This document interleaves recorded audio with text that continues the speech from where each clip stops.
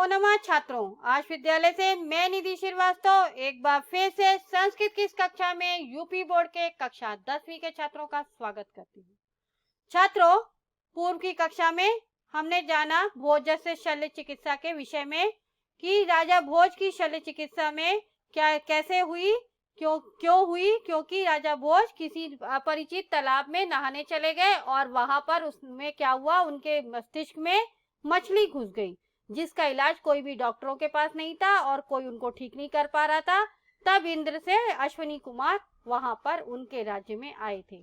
तो अब क्या होता है उसको जानने के लिए आइए हम लोग देखते हैं छात्रों, क्लास 10 संस्कृत पंचमा पाठा भोजस्य शल्य चिकित्सा का द्वितीय भागा। प्रस्तुत पाठ में छात्रों गद्यांश का हिंदी भाषा में अर्थ पर प्रकाश डाला और यहाँ पर यह गद्यांश न से लेकर सम्मानितवान तक है। न चेदिता सॉरी न चेदिता परम भूलोके भिषक शास्त्रस्य सिद्धे भवेत। न चेदिता यानी न यह असत्य हो, परम भूलोके यानी यह भूलोक में, यानी जिससे यह भूलोक में विद्या शास्त्र जो है, वैद्य शास्त्र जो है, ये असत्य ना हो, इसके लिए उन्होंने इंद्र भगवान ने क्या किया था, अश्विनी कुमारों को, देवताओं को यहाँ पर भेजा था, तो जिससे मृत्यु लोक में यह विद्या असत्य ना हो। तथा सुरेंद्र देशेन तो भावपि धृत द्विजम वेशो धारा नगरम प्राप्य द्वारस्थम प्राहतु। यानी तथा यानी उसके बाद इंद्र के आदेश से उभावपि यानी दोनों धृत द्विजम वेशो यानी दोनों ने कौन सा वेश, द्विज वेश, द्विज यानी ब्राह्मण, तो ब्राह्मण का वेश धारण करके धारा नगरम प्राप्य यानी धारा नगरी के द्वार पर द्वारस्थम प्राहुता यानी द्वार पर गए और आवाज दिया। द्वारस्थम आवाम भिषजो काशी देशागतो श्री भोजाय विज्ञापय तेना नृत मित्या अंगीकृतम वैद्य शास्त्रमिति श्रुत्वा तत्प्रतिष्ठापनाय तद रोग निवारणाय चेति। यानी उन्होंने क्या कहा वहां द्वार पर पहुंच के कि द्वार पर आवाम भिषजो यानी हम वैद्य लोग काशी देशागतो यानी काशी देश से श्री भोज के विषय में जानकर आए हैं कि उन्होंने राजा भोज की वैसा झूठा जो कहा है या जानकर उनकी प्रतिष्ठा पाने के लिए वैद्य शास्त्रमिति शुस्त्वा यानी वैद्य शास्त्र को ऐसा कहा है या सुनकर तत्प्रतिष्ठापना यानी उनकी प्रतिष्ठा पाने के लिए और तद रोग निवारणाय चेती यानी और उनके रोग निवारण के लिए हम लोग यहाँ पर आए हैं।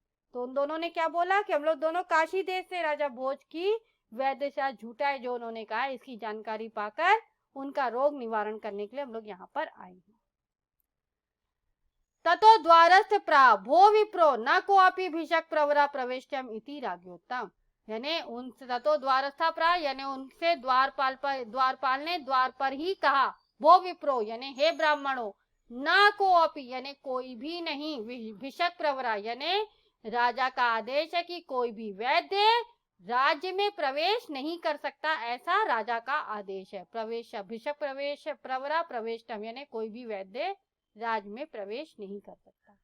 तस्मिन् क्षणे कार्यवशात बहिर्निर्गता बुद्धि सागरस्थो दृष्टवा को भवतो इति अपृच्छत्। तस्मिन् क्षणे यानी उसी समय, कार्यवशात यानी किसी कार्य से, बहिर्निर्गता यानी बाहर आता हुआ, बुद्धि सागरस्थो यानी बुद्धि सागर तो यानी तो दृष्टवा को भवतो यानी बुद्धि सागर ने उन दोनों को देखा, इति और दृष्टवा और पूछा, को भवतो यानी आप लोग कौन है, इति अपृच्छत्। तो कार्यवशात बुद्धि सागर बाहर आया और उन दोनों को देखा और पूछा कि आप दोनों कौन हैं। ततो बुद्धि सागरेण तो राज्ञा समीपम नीतो। तब बुद्धि सागर क्या किया, तो यानी उन दोनों को राज्ञा समीपम नीतो यानी राजा के पास ले गया। कौन राजा, राजा भोज के पास। ततो राजा तो लोक के मुख श्रिया अमानुषा विति बुद्धवा आभ्याम शक्यतायम रोगो निवारितुमिति निश्चित्य तो बहुमानित्वान ततस्तावचुतु राजन भेतव्यम रोगो निर्गता। यानी तथा यानी तब, उसके बाद राजा तो और लोक यानी उनको देखकर राजा ने उन दोनों को देखा और उनके में मुख श्रिया यानी मुख पर जो तेज था, क्योंकि देवताओं के ब्राह्मण थे, ये वैद्य थे, तो उनके चेहरे पर भी चमक थी, तो ततो राजा तो अवलोक मुख्य श्रिया, यानी राजा ने उन दोनों के चेहरे की चमक को देख लिया और जान गए कि अमानुषाविति, यानी उन्हें देवता रूप में पहचान कर बुद्धवा आभ्याम शक्यताम रोगो निवारितुम, यानी उन दोनों का सम्मान किया और निश्चित तो बहुमानितवान ततस्था उचुतु, यानी राजा ने मुख के तेज से उन्हें देवता रूप में पहचान कर उन दोनों का बहुत सम्मान किया। और राजन भेतव्यम रोगो, तो राजा उन दोनों ने राजा से कहा कि राजन भेतव्यम रोगो निर्गतः, यानी डरो मत, रोग तो गया समझो ऐसा। किंतु कुत्र चिदेकांते त्वया भति भवितव्यम इति, किंतु यानी किंतु कुत्र चिदेकांते, यानी कहीं एकांत में, त्वया यानी आपके द्वारा, भवितम इति यानी जाना चाहिए। किंतु क्या करना है, आपके द्वारा किसी एकांत में आप लोगों को जाना चाहिए। ततो राज्ञापि तथाकृतम, यानी ततो यानी तब, राज्ञापि यानी राजा ने भी, तथाकृतम यानी वैसा ही किया, तब राजा ने वैसे ही किया, उनको लेकर एकांत में अकेले में चला गया। ततस्तावपि राजानं मोहचूर्णेन मोहित्वा शिरः कपालम् आदाय तत्करोटि कापुटे स्थितं शफरकुलं गृहीत्वा कस्मिंश्चित् भाजने निक्षेप्य संधान करण्या कपालं यथा वदारचप्य संजीविन्या च तम जीवित्वा तस्मै तदर्शिताम। कितना बड़ा बात करा उन्होंने क्या किया, ततस्तावपि राजानं मोहचूर्णेन, यानी तब उन दोनों ने राजा को लिटाकर उनका जो मोह था उसको मोहित्वा मतलब बेहोश किया, उन्हें संजीवनी देकर उन्हें बेहोश किया, और उसके बाद में उनको बेहोश करके शिरा कपालम अदाय तत्करोटु कापुटे स्थितम शफरकुला, यानी और सिर को, कपाल को क्या किया उन्होंने, कपाल को फोड़न किया और उसको तोड़कर उसमें से शफरकुलम ग्रहीत्वा यानी मछलियों को निकालकर उनको कश्मिश्चित भाजने यानी किसी बर्तन में रख दिया, निक्षेपी यानी रखकर, संधान करने यानी उनको फिर से ज्यों का त्यों, कपालम यथावत चरापे यानी उनको ज्यों का त्यों जोड़कर, संजीवनियम यानी संजीवनी के द्वारा, तम जीवित्वा यानी उन्हें फिर से जीवित करके, तस्मई ददर्शेताम यानी उन्हें उन मछलियों को दिखाया। तो क्या किया छात्रों, उसके बाद उनको राजा को एकांत में ले जाकर मूर्छित कर दिया, उनको बेहोश कर दिया और शल्य चिकित्सा द्वारा उनका कपाल अलग कर, कपाल से मछलियों को, कपाल यानी सिर को अलग कर दिया और वहां से मछलियों को निकालकर बर्तन में रख दिया, और फिर सुई की तरह सुई से कपाल को ज्यों का त्यों जोड़कर संजीवनी से उन्हें फिर से जीवित कर दिया और उसके बाद उन्हें उन मछलियों को दिखाया। तदा तद दृष्टवा राजा विस्मिता किमे तदिति तो पृष्ठवान, यानी तदा यानी तब, तद दृष्टवा यानी उनको देखकर, किसको, उनको मछलियों को देखकर, राजा विस्मिता यानी राजा आश्चर्यचकित हुआ, किमे तदिति तो पृष्ठवान यानी ये सब क्या है, उनको पूछा। तदा तावुचतु राजन त्वया बाल्यादारभ्य परिचित कपाल शोधनता संप्राप्तम इति, यानी तब उन लोगों ने बोला कि राजन आपने किसी बाल तालाब में, और बाल तालाब में यानी छोटे तालाब में कपाल शोधन की क्रिया को समाप्त किया था।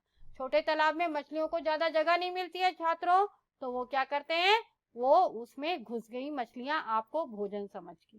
तो किमस्माकम पथ्यमिति, अब वो बताया दिया कि अपरिचित तालाब में आपने कपाल शोधन करने से यह मछली आपके मस्तिष्क में घुस गई। तब वो अब उनसे पूछते हैं, भाई डॉक्टर से जैसे पूछा जाता है क्या खाएंगे, तो वैसे ही वो राजा भी उनसे पूछता है कि अभी मैं क्या खाऊं। किमस्माकम पथ्यमिति, यानी राजा ने पूछा मेरा पथ्य क्या है, भोजन क्या है। ततस्ताव उचतु अशीते नाम्भसा स्नानम पयः पानम वरा स्त्रिय एतदवो मानुषा पथ्यमिति, यानी मनुष्यों का पथ्य क्या है, गर्म पानी से स्नान और दुग्धपान करना, और साथ में वरा स्त्रिय यानी श्रेष्ठ स्त्रियों को ही मानवों का पथ्य बताया। यानी हम मनुष्यों का पथ्य क्या बताया उन्होंने, मानवों का, उन्होंने कहा कि गर्म पानी से नहान कीजिए और दुग्धपान कीजिए और श्रेष्ठ स्त्रियों के साथ में रहिए, यही आपका पथ्य है। तत्रांतरे राजा मध्य मानुषा इति संबोधनम श्रुत्वा वयम चेन मानुषा को युवामिति तयोर हस्तो झटिति स्वहस्ताभ्याम गृहीत, यानी तत्रांतरे यानी राजा ने उसी बीच में, राजा मध्य मानुषा यानी उसी बीच में मानवों का वाग संबोधनम श्रुत्वा यानी वाक्यांश सुनकर वयम चेन्माशुषा कौ युवा मिति यानी आप लोग कौन है ऐसा उसने पूछा। राजा ने क्या किया, बीच में ही मानवों का उन दोनों अश्विनी कुमारों के वाक्यों को काट कर पूछा कि आप दोनों कौन हैं जो इतना सब जानते थे। और तयो हस्तो झटी थी स्वहस्ताभ्याम और अपने हाथ को तुरंत जल्दी से उन्होंने उन दोनों के हाथ को पकड़ लिया।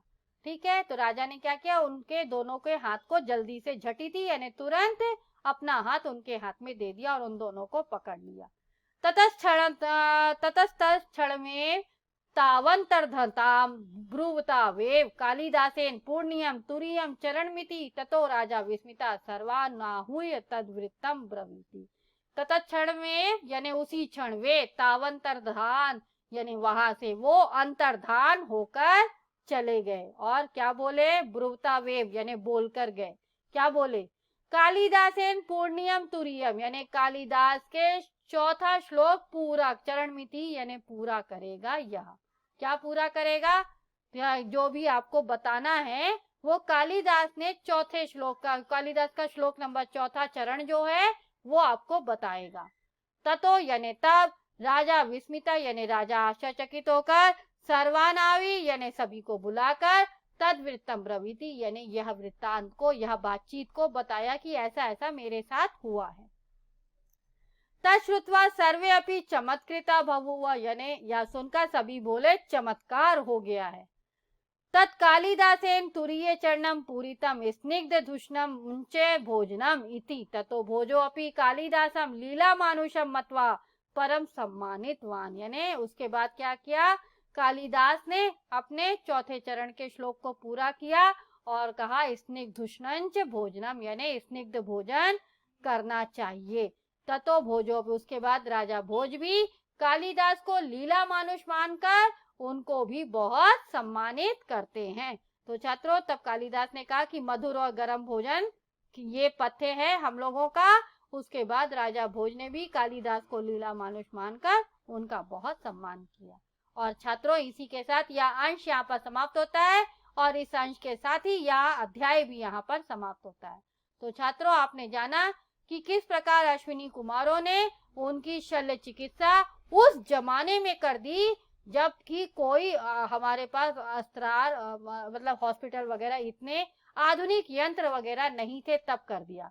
तो छात्रों उस समय में भी हमारे देश में न्यूरो सर्जरी थी और आज भी हमारे देश में न्यूरो सर्जरी प्रचलित है। तो छात्रों इसी के साथ यह अंश यहाँ पर समाप्त होता है और साथ ही साथ यह अध्याय भी यहाँ पर समाप्त होता है।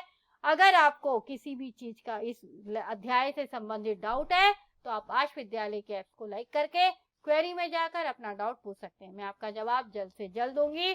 तब तक के लिए धन्यवाद छात्रों। नमो नमः।